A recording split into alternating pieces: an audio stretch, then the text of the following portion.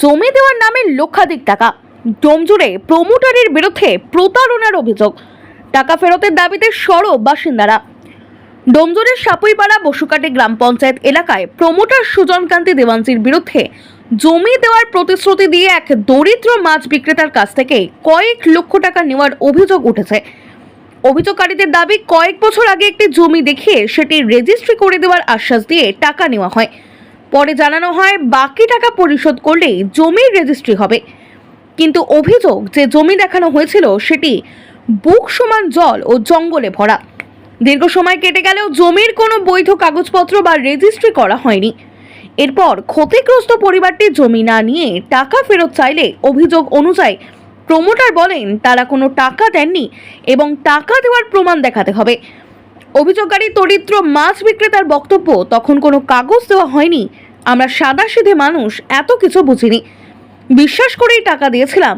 অভিযোগকারীদের আরও দাবি, বিষয়টি সে সময় তৎকালীন পঞ্চায়েত প্রধান দেবব্রত মণ্ডল এবং পঞ্চায়েত সদস্য সুব্রত আচার্যকে জানানো হলেও কোনো কার্যকর পদক্ষেপ নেওয়া হয়নি। বর্তমানে একাধিক স্থানীয় বাসিন্দাকে সঙ্গে নিয়ে তারা টাকা ফেরত দিয়ে দাবি জানিয়েছেন। এছাড়াও প্রমোটার সুজনকান্তি দেওয়ানজির বিরুদ্ধে এলাকায় একটি বেআইনি জলের প্ল্যান্ট নির্মাণের অভিযোগও রয়েছে বলে অভিযোগকারীরা দাবি করেছেন। Bureau report. জমি দেবে বলে জমি আমার দিল না। 3,15,000 টাকা ওর বাড়িতে আমি দিয়ে এলাম। আজ 6 বছর 7 বছর ধরে হাঁটাচ্ছে, এক জমি তার জমি নেই, আমি দেখাচ্ছে কিন্তু জমি ওর নেই। আজও পর্যন্ত আমার টাকাও ফেরত দিচ্ছে না। কত টাকা দিয়েছিলেন? 3,15,000 টাকা। তো এখন মাথায় ওই বুদ্ধিটা নেই যে ওরকম মানুষ চিঠি করবে। এটা কতদিনকার ঘটনা? ওই করোনার রোগ হওয়ার আগে 6 বছর সবে ফ্ল্যাট হচ্ছে জানো। আমি মাথায় ঝুড়ি নিয়ে নিয়ে মাছ বিক্রি করি।